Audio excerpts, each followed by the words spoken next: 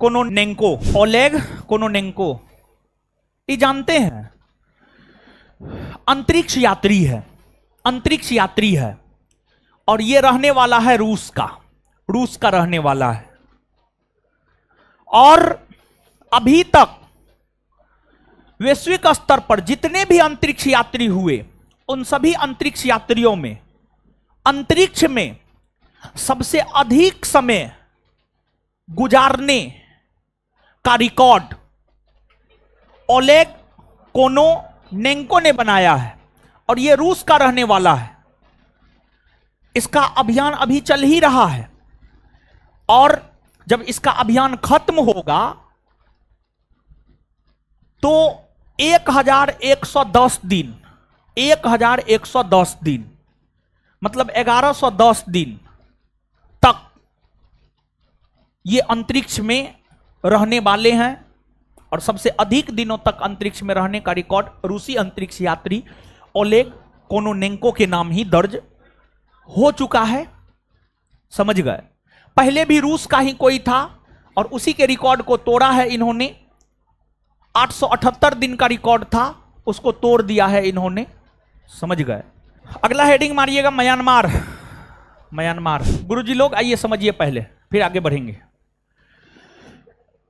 देखिए, आप सब लोग जानते हैं कि भारत म्यांमार के साथ सीमा बनाता है और भारत म्यांमार के साथ स्थलीय सीमा भी बनाता है और जलीय सीमा भी बनाता है। और भारत म्यांमार ही नहीं बल्कि विश्व के 7 अलग अलग देशों के साथ स्थलीय सीमा और 7 अलग अलग देशों के साथ जलीय सीमा बनाती है। विश्व के 7 देशों के साथ जो स्थलीय सीमा बनाती है वो है पाकिस्तान, अफगानिस्तान, चीन, नेपाल, भूटान, बांग्लादेश और म्यांमार।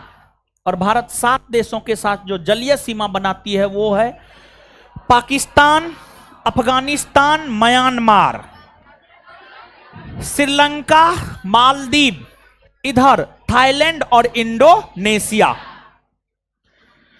अब देखिएगा, भारत म्यांमार के साथ 1643 किलोमीटर की सीमा बनाता है। 1643 किलोमीटर की सीमा बनाता है। म्यांमार के साथ 4 भारतीय राज्य सीमा साझा करती है, अरुणाचल प्रदेश, नागालैंड, मणिपुर और मिजोरम। हाल ही में कुछ वर्ष पहले 2018 में केंद्र की मोदी सरकार ने भारत और म्यांमार की सीमा पर मुक्त आवाजाही की सुविधा प्रदान किया। मुक्त आवाजाही, फ्री मोमेंट मतलब बिना वीजा, बिना पासपोर्ट का आप सीमा के आसपास सीमित क्षेत्रों तक, सीमा के, गौर कीजिएगा, सीमा के आसपास सीमित क्षेत्रों तक, ये नहीं कि अब म्यांमार मतलब मध्य प्रदेश आ जाएगा, नहीं, सीमित क्षेत्रों तक फ्री मोमेंट की घोषणा 2018 में की गई और इस सीमा पर फ्री मोमेंट 2018 से 2024 तक जारी रहा। लेकिन केंद्र की मोदी सरकार को यह पता चला कि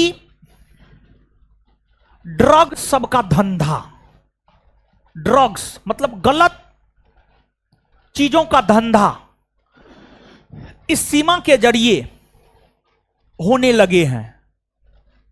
यह पता केंद्रीय गृह मंत्रालय को चला।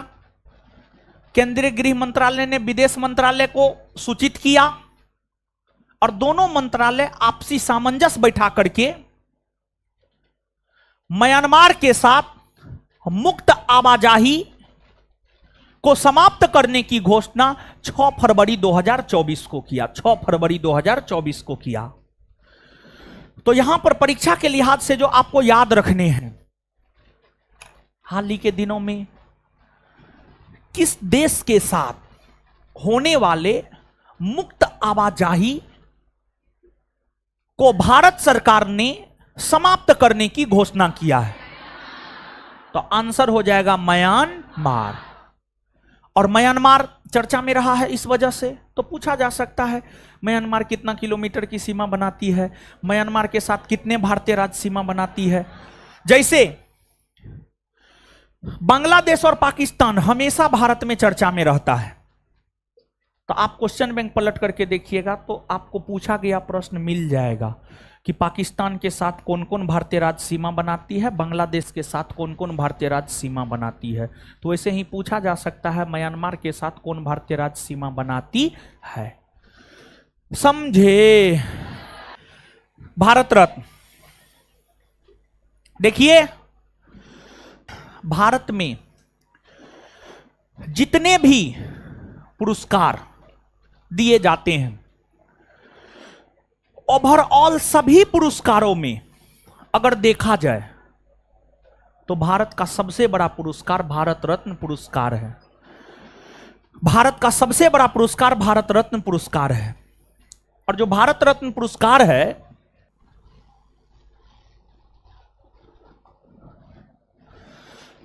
भारत रत्न पुरस्कार की शुरुआत 1954 ईस्वी से हुई है। 1954 ईस्वी से हुई है। यह पुरस्कार साहित्य के क्षेत्र में, शांति के क्षेत्र में,